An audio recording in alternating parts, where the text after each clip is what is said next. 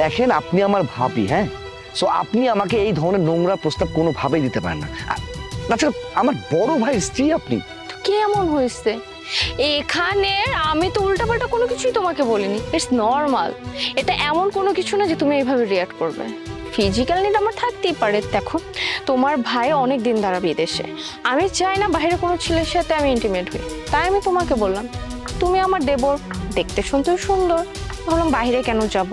আর তুমি এমন রিয়াক্ট করতেছো যেন আমি তোমাকে পুরো বাংলাদেশ উদ্ধার করে ফেলতে বলছি। দেখুন, আমি আপনার এই ধরনের কথাতে না কখনোই আপনার সাথে একমত হব না। আর তার থেকে বড় কথা হচ্ছে, আমি আমার ভাইকে সম্মান করি, তাকে আমি ভালোবাসি, শ্রদ্ধা করি, আর আপনাকেও আমি ঠিক সেই হিসাবে সম্মানটা দেই। কিন্তু আপনি যদি এই ধরনের কথাবার্তা আমাকে বলতে আসেন, আপনি ভাবলেন কি করে যে আপনার সাথে আমি আপনার কথায় একমত হয়ে এইসব নোংরা কাজ করতে যাব? এই ধরনের প্রস্তাব ফার্দার কখনো আমার কাছে নিয়ে আসে না। ও জন, তুমি না এমন ন্যাকা সাজো, মনে হয় যে তুমি কোনোদিন ডেট করোনি, তোমার কোনো গার্লফ্রেন্ড ছিল না, তুমি তাকে কখনো কোথাও নিয়ে ট্যুরে যাওনি, তাই না? আরে এটা তো তোমার আমার ব্যাপার, এটা ফ্যামিলি কিভাবে জানবে? তুমি গোপনে আমার কাছে আসবে, আমি গোপনে তোমার কাছে আসবো, মাঝে মাঝে আমরা ঢাকার বাইরে যাব, বাসায় বলবো ট্যুরে যাচ্ছি, তোমাকে আমাকে কেউ সন্দেহ করবে না। শোনো, আমি তোমাকে বলতেছি, তুমি একবার আমার দিকে তাকায় দেখো, আমি যদি বলি যে কোনো ছেলে কিন্তু রাজি, তুমি কিন্তু অফার মিস করতেছো, এই সুযোগ তোমার। আপনি কি ভাবছেন, হ্যাঁ, আপনি এই ধরনের নোংরা প্রস্তাব আমাকে দিবেন আর আপনার প্রস্তাবে আমি রাজি হয়ে যাব? কখনোই না। ভুল করো আর কখনো এই ধরনের কাজ করবে না। জন, জন শুনো, ও মাই গড, জন শুনো। শিট, কি একটা মানসিক পেন। জন, কি হলো? তুমি আমাকে এভাবে ফেলে চলে আসলে? আরে বোঝার চেষ্টা করো, ব্যাপারটা সম্পর্কে কেউই জানবে না, শুধু তুমি আর আমি, ভাষাটাও ফাঁকা। সমস্যা কোথায় তোমার? আপনি কেন বুঝতে চাচ্ছেন না? আমি আপনাকে বারবার করে নিষেধ করছি, আপনি আমাকে এই ধরনের প্রস্তাব করবেন না আর আমার গায়ে হাত দিয়ে কথা বলবেন না। পাশে আরো অনেকে আছে, কেউ যদি কোনোভাবে বুঝতে পারে ব্যাপারটা অন্যরকম ভাববে। প্লিজ আপনি যান এখান থেকে। শোনো, বাসায় কেউ নেই, একদম ফাঁকা, তুমি আর আমি, এখানে তো প্রবলেমের কি? শোনো, আমার দিকে ভালো করে থাকো, আমি তোমার বয়সে এমন কোনো বড় না যে তোমার আনইজি হবে, একবার প্লিজ। আপনি মনে হয় আমার কথা বুঝতে পারছেন না। আমি আপনাকে বলেছি আপনি আমার বড় ভাইয়ের স্ত্রী, আপনি কেন এই জিনিসটা বুঝতে চেষ্টা করতেছেন না? ভাইয়া যদি কোনোভাবে জানতে পারে যে আপনার সাথে আমার এই ধরনের অনৈতিক সম্পর্ক, উনি কি ভাববে? দেখুন প্লিজ, আপনি দয়া করে আমাকে ডিস্টার্ব করবেন, আমাকে আমার কথা। জন, এখন তো বুঝতেছো না, একটা সময় ঠিকই বুঝবে, তখন আর লাভ হবে না, ততদিন আমি বয়ফ্রেন্ড একটা বানাই ফেলবো, অনকালচার খেত গাইয়া। কি ব্যাপার দেবরজি, এখানে একা একা কি করছো? আমাকে ডাকলেই তো পারতে, দুজনে একসাথে হাওয়া খেতাম। ভাবি, আপনাকে আমি বারবার করে নিষেধ করছি এই ধরনের বিহেভিয়ার আপনি আমার সাথে করবেন না। আপনি কি আমার কথা বুঝতে পারেন না, নাকি না বোঝার চেষ্টা করেন? কোনটা? হ্যাঁ, আপনার সমস্যা কোন জায়গায়? আমি আপনাকে বারবার করে বুঝাচ্ছি আপনি আমার বড় ভাইয়ের বউ, আমি আপনাকে অন্য চোখে দেখি, আর আপনি কিনা এই ধরনের বাজে প্রস্তাব আমাকে দিচ্ছেন। তুমি একটু বেশি নাকামো করছো না? কি এমন হয়েছে আর কি ভাবি ভাবি করো? কল মি মাহি, আমি তোমার বয়সে না অনেক ছোট, বুঝতে পারছো? এরকম সম্মান আর আধিক্যতা না আমার একদম পছন্দ না। তুমি না সে আনকালচার গেও খ্যাতদের মতো, কি একটা মানে অবস্থা। আমি হই রোমান্টিক আর তুমি আনরোমান্টিক হয়ে যাও, সমস্যা কি? কে জানবে বলো? আর তাছাড়া সমস্যা কি? এখানে তো কেউ নাই, বাসার মধ্যে না হলে মানুষ, এখানে তো শুধু তুমি আর আমি। ভাবি, আপনি কি আমার কথা বুঝতে পারেন না, নাকি না বোঝার চেষ্টা করেন? আপনার কাছে বারবার করে আমি রিকোয়েস্ট করছি, প্লিজ এই ধরনের কাজ আমার সাথে করতে আসেন না। এবার যদি আপনি কোনো রকম এই ধরনের কাজ করার চেষ্টা করেছেন, আমি সোজা মাকে আর নয়তো ভাইয়াকে ফোন দিয়ে বলে দিই।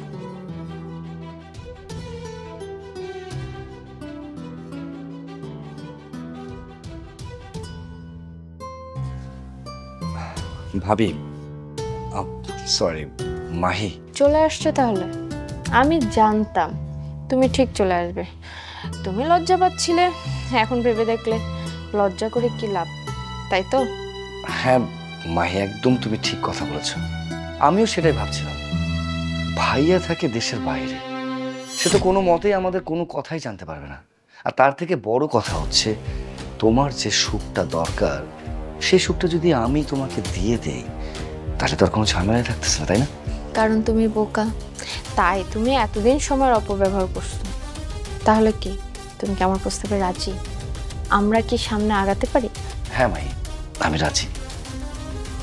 ঠিক আছে, চলো তাহলে, আসো।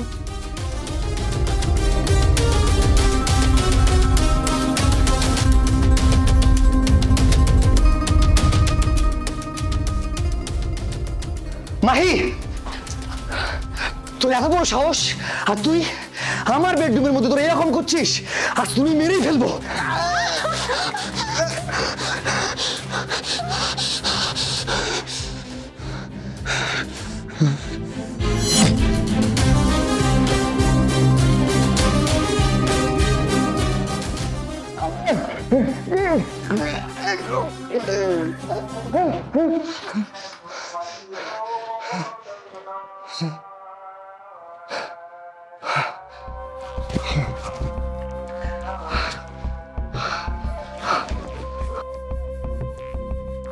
ভাবি, চলে আসছো? আমি জানতাম তুমি আসবে। তাহলে চলো আমরা আমাদের কোয়ালিটি টাইম স্পেন্ড করি। আপনার লজ্জা করে না? লজ্জা করে না এই ধরনের প্রস্তাব আপনি আমাকে দেন? আপনাকে আমি কতবার করে নিষেধ করেছিলাম যে ভাবি এই ধরনের নোংরা প্রস্তাব আমাকে দিবেন না, আমাকে টাচ করবেন না। কিন্তু বলা নেই কয়া নেই, হুটহাট করে গায়ে ধরা আপনার একটা অভ্যাস হয়ে গেছে। কিরকম মানুষ আপনার? একটা মেয়ে মানুষ হয়ে আপনার মধ্যে ন্যূনতম লজ্জাবোধ বলতে কোনো কিছু নেই। আপনি আমার ভাইয়ের স্ত্রী।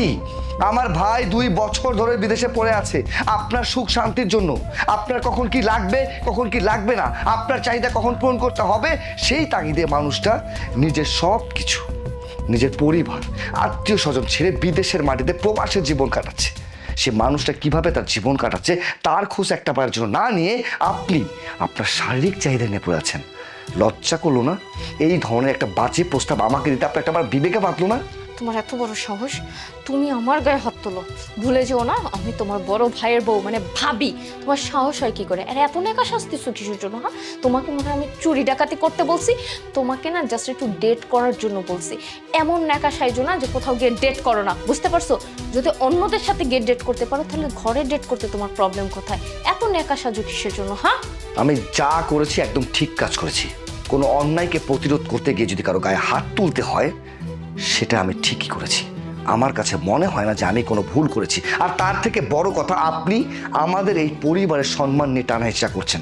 আজকে আপনি আমাকে বাজে প্রস্তাব দিচ্ছেন, কাল আমাকে না পেয়ে আপনি অন্যজনকে বাজে প্রস্তাব দিয়ে একই ধরনের কাজ করবেন। আর সেই সময় আমার এই পরিবারের সম্মান অক্ষুণ্ণ হবে, তা আমি কোনো মতে হতে দেব না। একটা জিনিস ভেবে দেখুন, যেই মানুষটা আপনাকে ভালোবেসে বিয়ে করেছে, যেই মানুষটা আপনার ভালো থাকার জন্য সেই দূর প্রবাসে পড়ে আছে, আর সেই মানুষটাকে আপনি ঠকাতে চাইছেন, আপনার কি একটাবার জন্য খারাপ লাগছে না? একটাবার ভেবে দেখুন তো, আপনার স্বামী যদি ঠিক আপনার সাথে সেম ভাবে একই কাজটা করে আপনার কেমন লাগবে? একটা জিনিস চিন্তা করেন তো, আপনার স্বামী আপনার মতো করে যদি সেম কাজটা অন্য কোনো মেয়ের সাথে করে তাহলে আপনার কেমন লাগবে? নিশ্চয়ই তখন আপনার অনেক খারাপ লাগবে। শুনুন ভাবি, আমি একটা কথা বলি, আপনাকে আমি ভাবি মানে মায়ের চোখে দেখি, ঠিক আমার মাকে আমি যেভাবে দেখি। আপনি আমাদের ঘরের সম্মান, আমার ভাইয়ের বিশ্বাস, এই সমস্ত কিছু একদিকে রেখে আপনার সাথে এইসব অনৈতিক সম্পর্কে জড়াবো আপনি ভাবলেন কি করে? আমি আমার ভাইয়ের বিশ্বাস আমি কখনো নষ্ট করবো না। আর আপনি আজকের পর থেকে এই ধরনের কাজ কখনো করবেন না। নিজেকে পরিবর্তন করতে শিখুন। জন প্লিজ, ভাই আমার, আমাকে আর লজ্জা দিও না। আমার নিজেকে নিজের কাছে কেমন যেন একটা খারাপ লাগতেছে, মনে হচ্ছে আমি খুবই একটা জঘন্য মানুষ। আমি ভুল করে ফেলছি, আমার মাথায় শয়তান চেপে বসছিল। আসলে আমি কি একটা খারাপ কাজ করতে যাচ্ছিলাম, তোমাকে লিটারালি আমি ফোর্স করতেছিলাম এগুলোতে। প্লিজ ভাই, তুমি আমাকে মাফ করে দাও। হ্যাঁ, আর এই সমস্ত কথা না কাউকে বলো না। আজকের পর থেকে মনে করো আমি তোমার বড় বোন, আমি তোমার বোনের মতো, তুমি আমার ভাই। আমি ভুলেও তোমাকে কেন, কখনোই কাউকে এরকমের প্রস্তাব দেব না। আমার হাজব্যান্ড কত কষ্ট করে আমাদের সুখের জন্য, শুধুমাত্র আমার সুখের জন্য সে বিদেশ গেছে, যেন আমার টাকা পয়সা কোথাও কমতি না হয়। অথচ আমি তাকে ঠকাতে যাচ্ছিলাম, তুমি আমার চোখ খুলে দিছো ভাই। প্লিজ প্লিজ মাফ করে দাও। ঠিক আছে, আপনি যেহেতু আপনার ভুলটা বুঝতে পেরেছেন তাতে অনেক কিছু। আর তার থেকে বড় কথা হচ্ছে একটা মেয়ের ইজ্জত সবার আগে। হ্যাঁ, এটা যদি বিলিয়ে দেন সেই সম্মানটুকু আপনি কখনোই পাবেন না। আর আশা করছি আজকের পর থেকে কখনোই আপনি এমন কোনো কাজ করবেন না যেটাতে এই পরিবারের সম্মান, আমার ভাইয়ের বিশ্বাস সব কিছু নষ্ট হয়ে যায়। তবে নেক্সট টাইম থেকে এই ধরনের চিন্তা কখনো মাথায় আনবেন না, কারণ আপনি একজন স্ত্রী। কথাটা মনে রাখবেন।